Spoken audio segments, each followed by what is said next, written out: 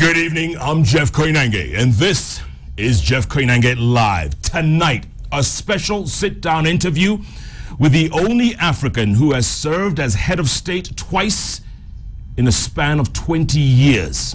Imagine that. 1976, he was propelled into power after the murder of General Murtala Muhammad. He became head of state for 3 years and gave up power in Africa's most populous nation. 20 years later, he was elected president, served 2 terms, and turned that country around. He's just come out with his autobiography, a trilogy, if you will, 3 parts. It is simply called My Watch. It's been selling off the shelves, banned in Nigeria as we speak, because he's been very critical. He calls it constructive criticism, but he's been very critical of the present government of President Goodluck Jonathan. The Nigerian elections, as you well know, have been delayed for 6 weeks. They're now not on February 14th, but all the way in March 28th, pitting the incumbent against a former head of state who ran for president 3 times unsuccessfully. He's trying for a 4th. Sounds familiar? 1 hour coming up with the man they simply call Baba, former Nigerian President Olusegun Obasanjo. Mr. President. Jeff, nice to meet you again. Now, wow for you. Well, you know, in my part of the world, we say, man no die, man no rotten. I love it. Good to see you, Bob. Welcome to Nairobi. Thank you very much. And you are here because you are launching this book in Nairobi. Where is it launching, you call it, or presentation? No, we're launching because, you know, in Nigeria, I came to the launch in Nigeria. Thanks for inviting me. Yes. And this book is not available in your own country. Isn't that a shame? Where it's available, but it's not on the shelf. Good one. And it's not on the shelves because you have been very critical of President Goodluck Jonathan, a man who, by the way, you literally handpicked. You handpicked him and Musa Yaradua, the late. They were on your ticket. You wanted them to take over from you. Yeah, well, let me correct impression about the book or the situation. It was not the president that really went to court. It's a man that the president made the zonal leader of our party, PDP, in my zone, 1 out of the 6 zones of geopolitical zones, because he was a drug baron. I have written about him before. Not too long ago, I was the chairman of West African Commission on Drugs, and his name came out in that situation. Whether he's getting support from government or not in his bid to prevent the book from being published, because that's what he went to court for, that the book should not be published. Whether he was getting support from government or people in government is a different thing. But he was the one who went to court. Yes, but obviously, come on, you're being very polite, Baba. This man has been sent to you know. Well, I want to say it as I know it. I want to be fair to everybody, and you know that is my life. What I don't know, and that's why I say it as I know it. And if you come out and you say, oh look, what I have said is not correct, and you prove to me that it's not correct, I will be the first to say, oh look, I am sorry. Okay. What I've said. Have you been critical of President Goodluck Jonathan? Well, I have been objectively advising in a way that the necessary change that I believe he needs to have in his handling of things, he will have. You see, there are 2 ways you can have a change in government. Change of method and policy by the same personality or the same administration or the same regime, or change of regime or change of administration or change of personality. Now, it's when change of policy or the way things are being handled is not possible that then you go on for change of administration. So are you disappointed in President Goodluck Jonathan? Are you disappointed in his administration? No, disappointment again is not what I will say, the way I will put it, Jeff. I will say that there are things that he should have done that he hadn't done. Now, on a number of occasions, I have met with him, I have sat with him, we have talked, and don't forget, I'm still a card-carrying member of PDP, the party that brought President Jonathan, or the party on whose platform President Jonathan came to power. So I have heard that, and I have said, look, President, there's nothing personal. I want you to make Nigeria good. In fact, I want you to make Nigeria great. You can do it. Yes. You are not doing it enough. How come some people are not good to take criticism, Baba? Because when I was in your country, when I was reporting in your country, I would criticize your administration a lot. A lot. Yeah. Many times you tried to throw me out. Yeah. Now, I wasn't the one trying to throw you out, if you remember. My chief of staff was your friend, Coach. Yes. And but each time he wanted to throw you out, I saved you. You saved me. Correct. Yeah. But why can't these people take the criticism? You took it well. You took it like a gentleman. Yeah, no. And you will read it in this book, in volume 3. You cannot avoid criticism. You cannot, if you are a public figure.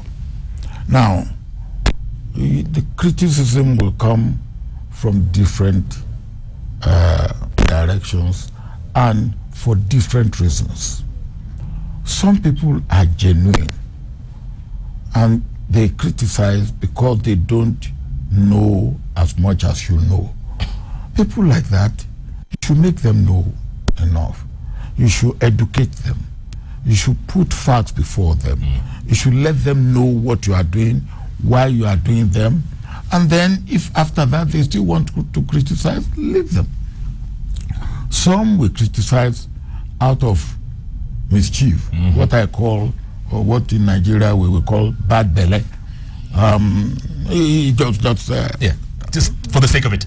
Just because he doesn't like your face. Yes. Or he sees himself as that. Well, people like that, there isn't much you can do about them. Some will criticize because to kick a big man, and they think that they get elevated. Now, well, who can criticize this man? If you criticize a president, and then that makes you popular. Yeah. Some will do that. If that's what they want to do, well, let him get what he calls popularity. I have always said that, look, if you wake up in the morning and you feel bad, and giving Obasanjo a bash is what will make you happy, put the photograph of Obasanjo on the wall and give it a bash. If that makes you happy, yes, then I'm contributing to social welfare. Okay, good one.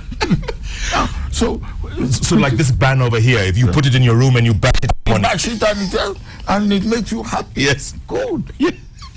Okay, can President Goodluck Jonathan win the election? Because it's a very close call right now between him and General Muhammadu Buhari. Well, you know, until last Saturday, when the election postponement saga went on and ended up as it did, I had said to myself that I will not comment on the election until after the election on the 14th of February. Now, that was when the election was scheduled for the 14th of February. Now, I was in Munich attending what they call Munich security conference. It's an annual event, and all the people who matter in what you will call security community in the world who are there. The Chancellor of Federal Republic of Germany was there the whole day. Vice President Biden was there. John Kerry was there. The President of Ukraine was there. And then people like Albright and Kofi Annan and all that. It's who is who in the security community. I was there when the thing was going on in Nigeria. So I will not want to comment on the situation because I was far from home. When I get back home at the end of the week, I will educate myself. That's if they don't arrest you when you go back home, Baba. Well, that won't be a new thing. That happened before. Okay, these people that you met, the security people you were talking about, are they concerned about Nigeria? They were all very concerned about Nigeria. Most of them spoke to me about Nigeria. In fact, John Kerry issued a statement after the postponement. Again, what you talk about earlier on, criticism, he was advising that, look, postponing election at the time that it was postponed and the way it was postponed was not right, and they are not amused by it. And you know, look, Nigeria, Africa's most populous, Africa's biggest economy, there must be huge concerns out there. And the delay, it could, you know, there could be rigging going on, there could be certain manipulation going on, Baba. I mean, yeah, well, there a lot of things could be going on. And that's why I don't want to make any statement until I am absolutely well informed on what transpired. I saw a little bit of what the chairman of Independent Electoral Commission said. I didn't see all of it. The president even called a meeting of National Council of State where I was told he wanted to seek advice on postponing the election. I'm a member of that body, but because of the assignment that I previously accepted to attend to abroad, I couldn't be. Would you have been there?